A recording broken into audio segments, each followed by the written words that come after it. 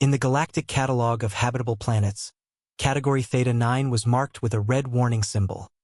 Waterworld, extreme hostility to OXY breathers. Do not approach. For centuries, aquatic planets were considered death traps. The high salinity, pressure variances, and volatile tides made them impossible to colonize for most sentient species. Even amphibious ones found them unpredictable. Ships sank, drones short-circuited, and rescue missions ended in watery graves. The Galactic Consortium had deemed them lost causes.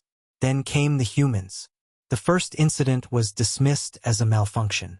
The second was labeled as reckless. But by the third, it became impossible to ignore. Humans were surviving on water planets, and thriving. Commander Tralzek of the Zyran hegemony had always considered humans to be curious creatures. Primitive, yet unreasonably effective.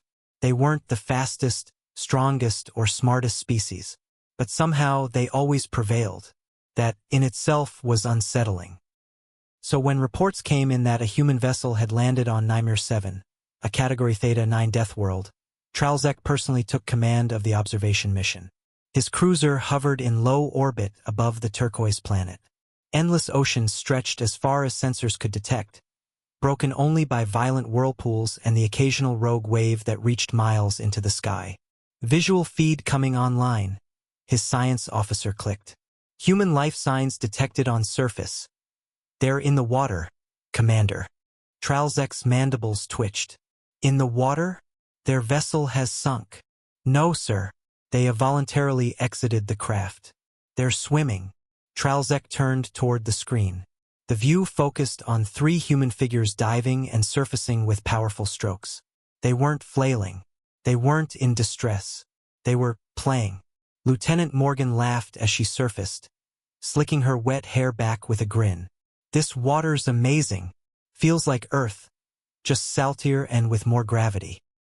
Corporal Diaz floated on his back, eyes closed.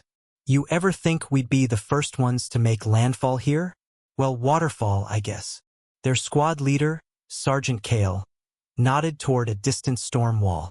You call that swimming weather? Morgan smirked. I call that a challenge.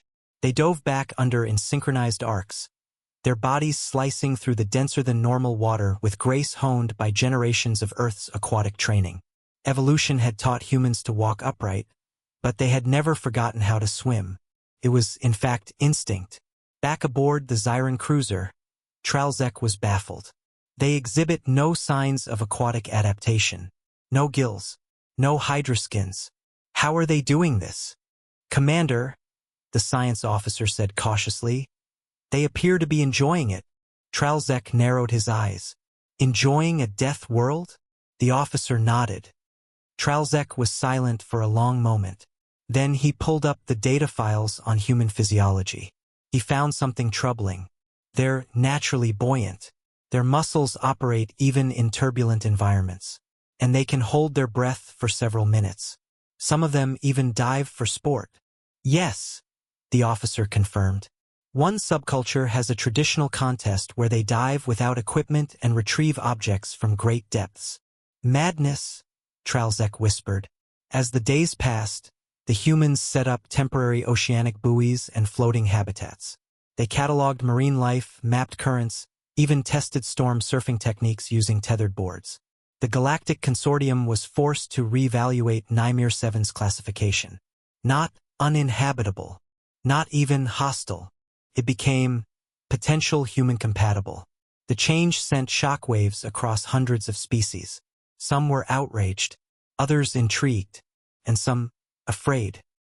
Because if humans could make a death planet feel like a beach vacation, what could stop them? The Zyrans convened an emergency summit. Tralzek spoke before the assembly. You don't understand what we're witnessing. Water to us is chaos. To them it is home. These humans, these land breathers, they've conquered one of the final frontiers without technology. Just muscle, will, and joy. One senator clicked skeptically. Surely, it is limited to only a few of them? No, Tralzek replied. They train for this from infancy. Pools, lakes, oceans, even zero-gravity tanks to simulate pressure variance. They breed adventurers like we breed navigators. We flee water.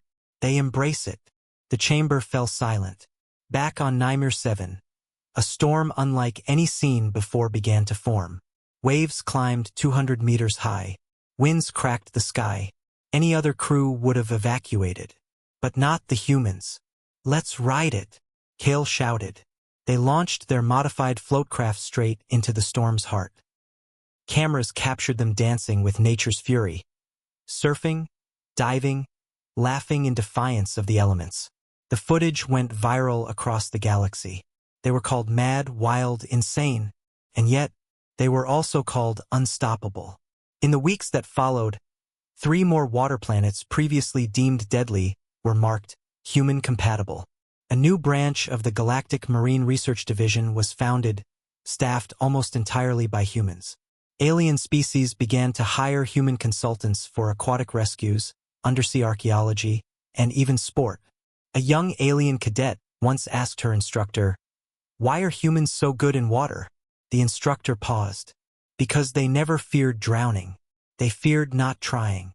From death worlds to vacation spots, water planets became humanity's playground. And the galaxy realized the terrifying truth. If you throw a human into deep water, they won't sink. They'll swim.